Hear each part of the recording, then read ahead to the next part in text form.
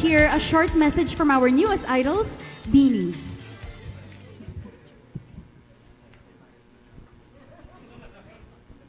Hello po! Good morning, everyone! Grabe, ang sarap gumising ng maaga kapag ganito naman yung ano mo, 'di ba? Yung reason ng pagising. Maraming salamat po CDO family po. Sa warm welcome. Kanina pagdating po namin, grabe binusog na po agad nila kami ng CDO product. So maraming salamat po. And hopefully, 'di ba, mas tumagal pa po yung partnership natin kasi kami po talagang we truly love and genuinely believe in dito sa brand na to. Kaya yes, let's stay strong and sana mahabang pagsasama for us po. Yes! Yes, for sure yan. Thank you so much, Beanie Joanna. And thank you so much to Beanie. And now, of course, I'm sure we are all curious and we have more questions to ask to Beanie or our CDO team. Yes, a quick photo op.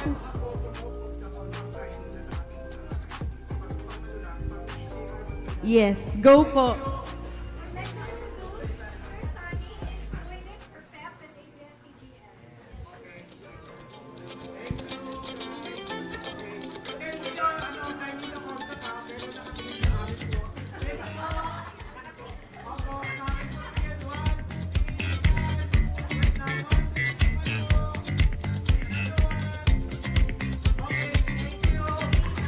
Yes, thank you so much, Sir Sonny. Again, of pep.ph and ABS-CBN for the content, di ba, Pak? Okay, so again, thank you so much, Beanie. Team CDO Idol and Team CDO. Again, friends from the media, I think it is now my time to open the floor to some of your questions that I'm sure you guys would like to ask. So we have our first question from Mr. Romel Yanes of pep.ph.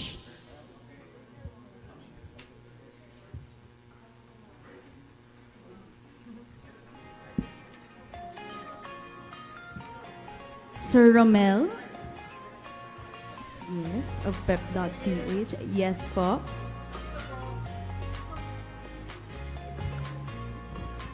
Hello, yes. Hi, girls. Congratulations sa new endorsement.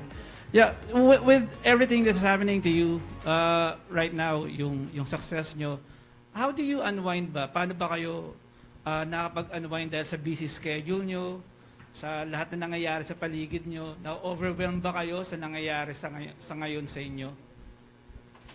Hello po, thank you for the question.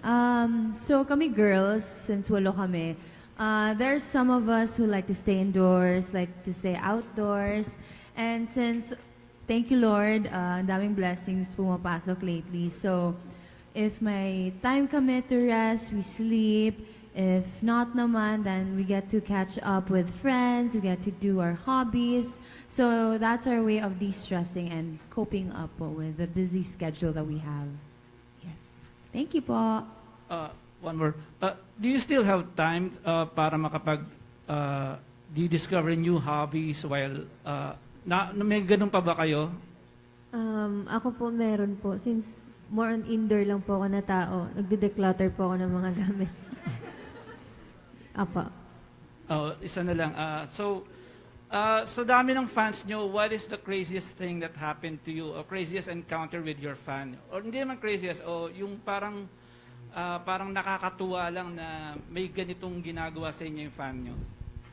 Well, siguro, lahat ng fans namin is mga crazy, charing. Mga sweet. Lahat sila sweet. So, I think yung pinaka na-appreciate talaga namin yung last concert namin ng Beanieverse. Nung may one prod kami doon, tapos naglabas sila ng mga banners while we're singing. So, I find it very sweet. Thank you, Blooms! Thank you very much. Thank you so much, Sir Romel, once again, of pep.ph. Next, we have a question from Miss Jill Tan Radovan of Philippine Daily Inquirer. Hi, good morning. My question is, what does an idol mean to you, and how do you feel that you are idols of the youth today? Yes, for us po yung idol, malaking responsibility siya kasi yung mga kabataan ngayon parang eto na yung susundan nila kung anong gawin namin, kung anong kumbaga kami yung nagsiset ng standards for them sa generation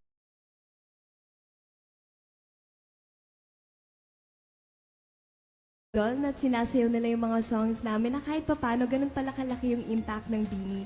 And we also love that our success allows us to give back din sa families namin, sa mga taong naniniwala sa amin. Like kahit papano, nakakaya na namin magkaroon ng outreach programs, di ba? Na own expense, kasama ng mga blooms namin, para lang makapag-give back kami sa support and love na natatanggap namin. And share our blessings, of course. Thank you. Another question. As idols and artists, would you ever let yung public opinion affect the way you perform, you do things? You think you have a responsibility, as you mentioned, to your audience? Well, I do think you can let it affect you, but in a certain way that it doesn't hurt anyone and hurt you in a negative way. Because I think everyone takes constructive criticism, and it just really matters it depends on us on how we handle it. And I think we've been handling it in the best way possible, where we don't want to cause even more negative thoughts to our blooms. So yeah. Thank you. Very nice answer. Thank you so much po. We have one last question from Miss Nympha Chua of ABS-CBN. Hi, itatanong ko lang kung meron pa ba kayong time na magpahinga? Kasi napansin ko lagi kayong merong mga ganap. Yun lang. Napansin din po namin. Yes po, lately mas nakakapagpahinga naman po kami. And yun, nagagawa namin yung ibang errands and sa gabi. Opo, nakakapagpahinga po kami ngayon. And during our rest days naman po, we always make sure naman na kahit papano, nagkakaroon din kami ng time for ourselves po. Kasi yun din yung important po, yung self-care, ganon. Yes. Doon namin ginagawa yung mga hobbies namin. Yun po. Thank you po. Thank you so much po. Thank you to our friends from the media for your questions. But of course, meron din ako mga questions for Beanie.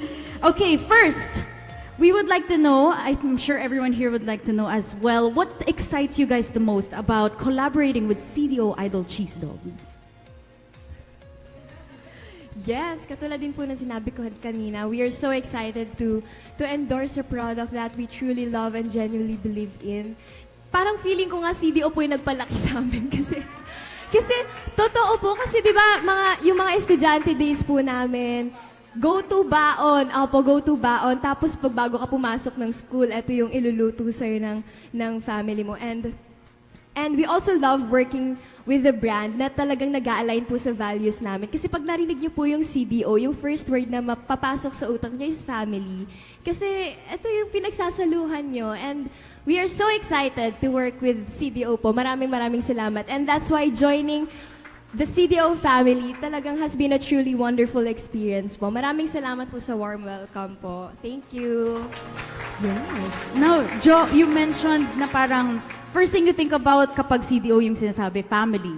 So if there were to be a message na gusto nyo i-convey sa mga fans ninyo about this partnership, what would it be? Anyone? Yes, so CDO really cherish the importance of its family and how, well, I think most can agree food is really what unites us together. And it's through that we get to share some shared experiences na I remember nung bata din ako, after school, pag hindi lang siya pang breakfast actually, ginagawa din namin pang dinner yung hotdog. So para ang saya ng memories lagi namin and even if like, dahil sa hotdog, pero because of that, parang na-enhance yung connections and relationship namin with our family. So that's what we want everyone and our blooms to take away from this partnership with them. Okay, thank you po. Thank you so much, Aya. Okay, last two questions. Ito naman, everyone should answer. Yes. Okay. Who is your personal idol and why? Oh,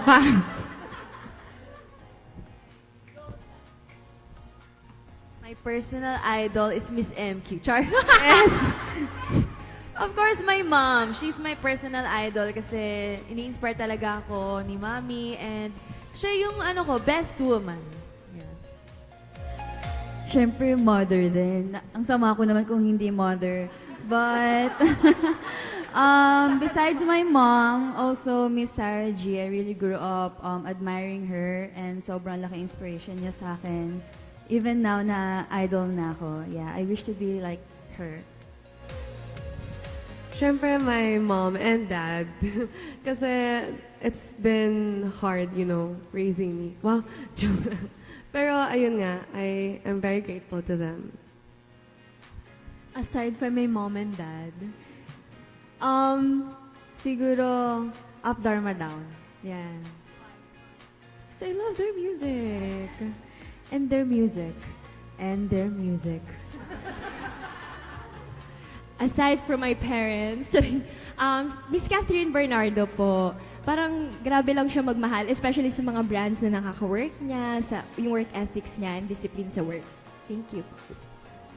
Okay. Ako po, aside from my parents, mas ano ako ngayon Billie Eilish. Yes. For a change. Ang dami kong idol. Pero aside din po sa families ko, si Miss Sarah, si Miss KZ, and then si Miss Nadine po. Sa akin po, one and only Lodi Cakes in my life, family ko lang po talaga. Yes. That's it. All right. Last question for all of you girls. Ito, medyo deep to. Okay. What would you tell your younger self knowing what you've achieved today? Pa, ganon. Oh, okay, start from here. My old self, my little Aya, well, just keep going kasi when you grow up, ang dami mag-ano na brands din pala. May pag-partnership. Isa na yung CDO. So, yung kinakain mo na hotdog ng bata, ay, magiging partner mo sila in the future. No, but just to keep going. And, yeah, it's hard to keep going, but, yeah, laban lang. That's what I always tell myself until now. Same po, laban lang. And, endorser ka na ng CDO. Sa akin po, enjoy your youth. Ako naman, magiging worth it ang pagsasayaw mo sa harap ng salamin. Yes. Ako, congratulations, yung baon mong hotdog. May hotdog ka na every year. Ako naman, okay lang kasi in the future, magkaka-unlimited supply ka na ng CDO products. Well, for me, to little Sheena, I want to say, don't give up. Yes.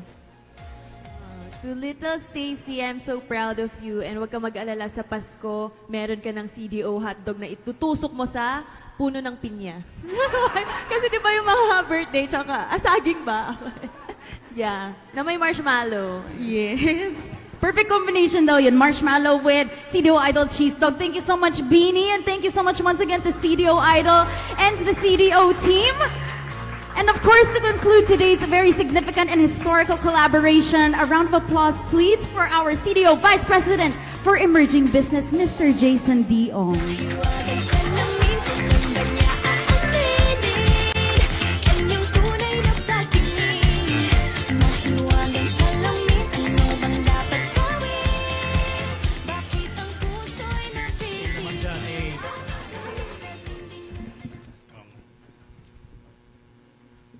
Medyo payat yung nauna sa akin. So good morning, everyone. And I want to start by thanking all of you for being here today, especially to our media friends from PEP, ABS-CBN, Inquirer, and of course our newest partners, Beanie.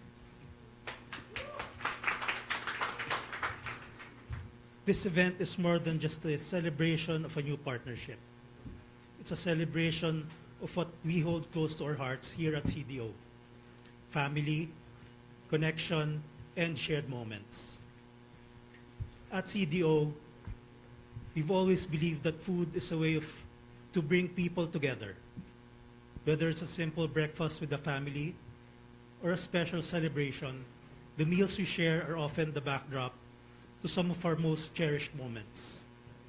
And through our Idol brand, we've had the privilege of being part of those moments in countless Filipino homes in many, many years. What makes today extra special is that we're welcoming Beanie into the CDO family. They aren't just an inspiring group like many of us. They started with big dreams and worked hard to get where they are today.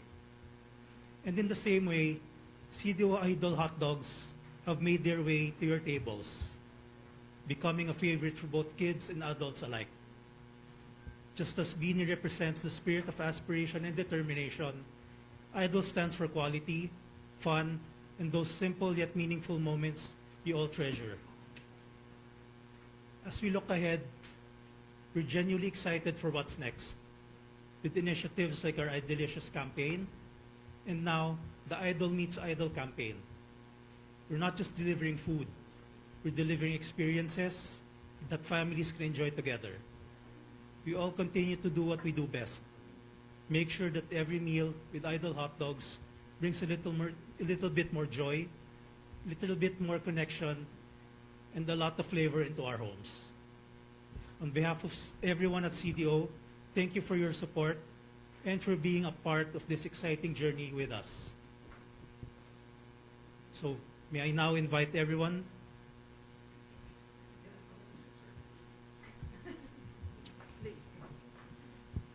May I now invite everyone to toast this exciting chapter. Here's to a partnership filled with inspiration, many memorable mealtime moments with all of you. Again, welcome to your new home, Stacy, Sheena, hindi ko na kayo, may pangalan eh, okay? Mika, Maloy, Joanna, Colette, Gwen, Colette, and Aya. Cheers to Idol, cheers to Beanie, and cheers to all of you. Salamat.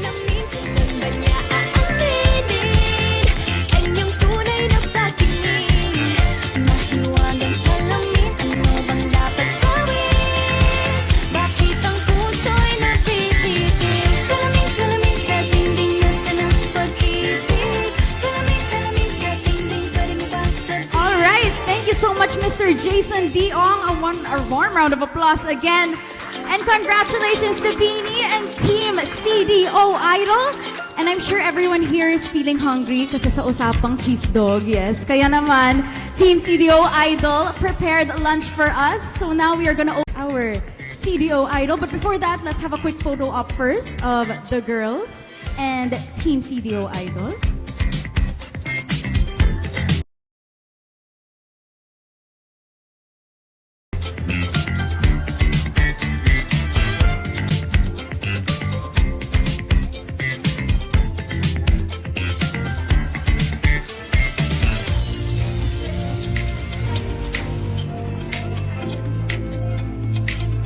We would also like to ask the Beanie Girls to compress down, yes, for our photo op.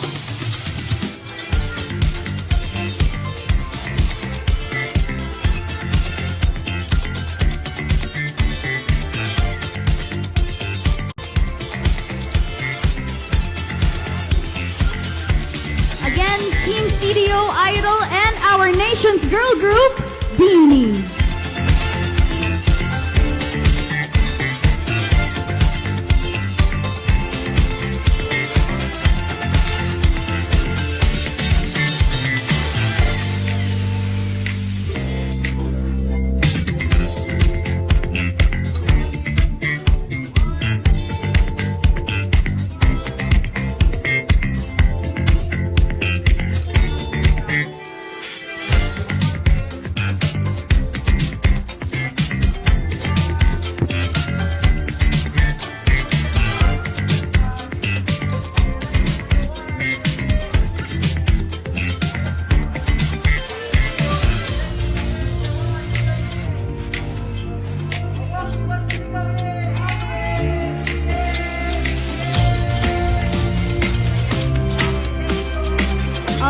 So now, we have a request from the CDO team na Sir Jason. Okay, kaway muna.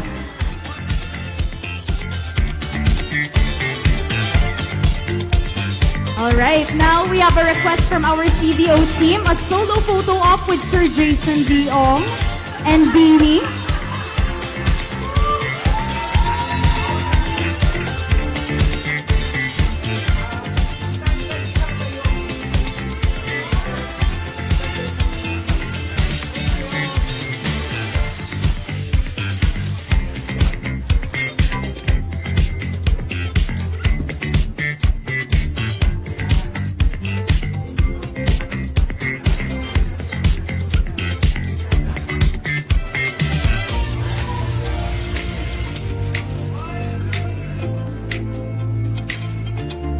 After Sir Jason Diong, we would like to ask for the leadership team, yes, to prepare.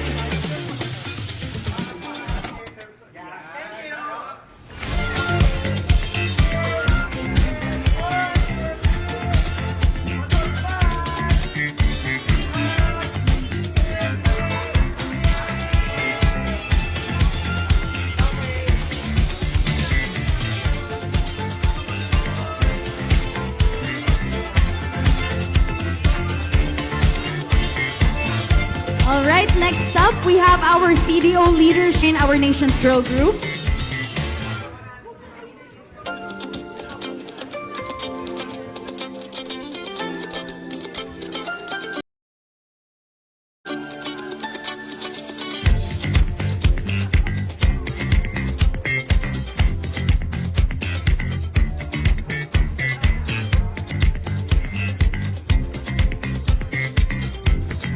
Again, for those of you who are posting on all your social media platforms, don't forget to use the hashtag #IdolMeetsIdol.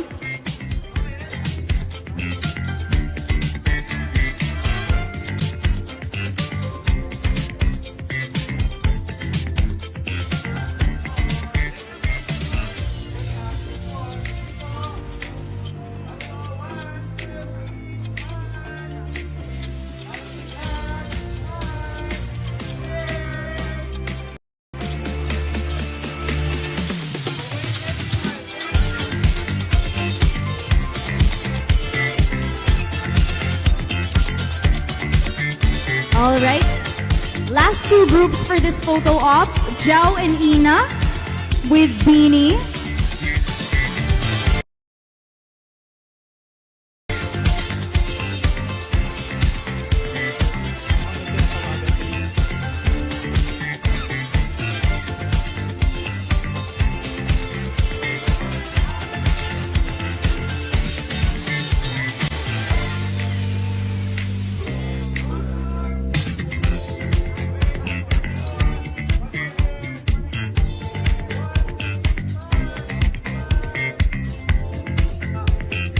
And then once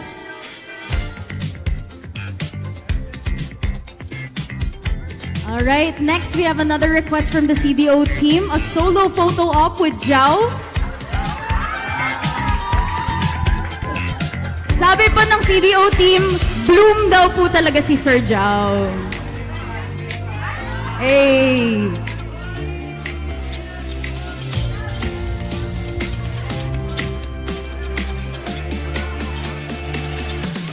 Sir Jao, sino po bias nyo?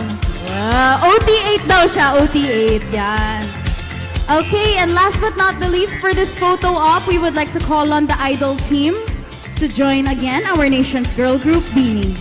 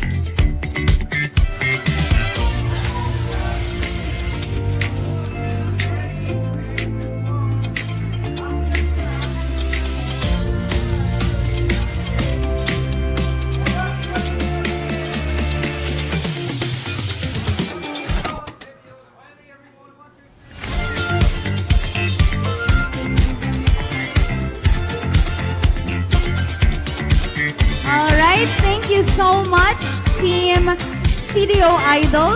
And thank you as well to Beanie. Okay. So as we wait for everyone to settle down, again, I'm sure everyone is hungry and gusto ng Yes, okay, Beanie lang. Solo photo op naman daw for Beanie.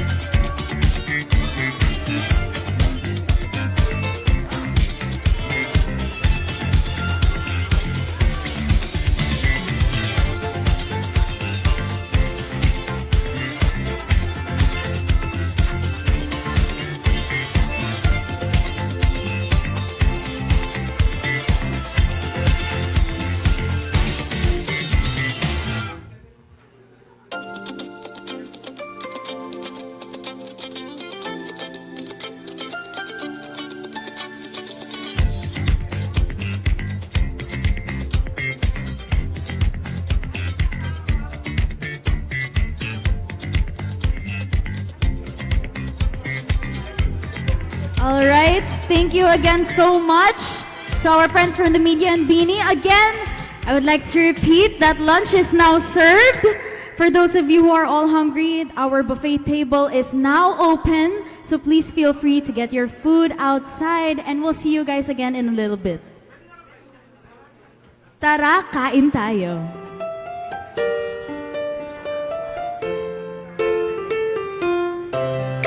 Bukas ang pinto, halina't umupo, magyaya ng kasama at magsalo-salo. Dito gutom at pagod ay mapapawi. Ito ang hanap mong tahanan, dito ka uuwi. Tara, kain tayo, pag-ibig ang nakahain dito. Tara, kain tayo, halina't busugin, pati puso sumasarap ang pagsasama, nabubuo ang pamilya. Tara, kain tayo, kasama ng CDO. Tinatawag ka ng masasayang alaala. Ito ang hanap ng puso mo, sa gitna ng mabilis na mundo. Tara, kain tayo, pag-ibig ang nakahain dito. Sumasarap ang pagsasama, nabubuo ang pamilya. Tara, kain tayo, CDO.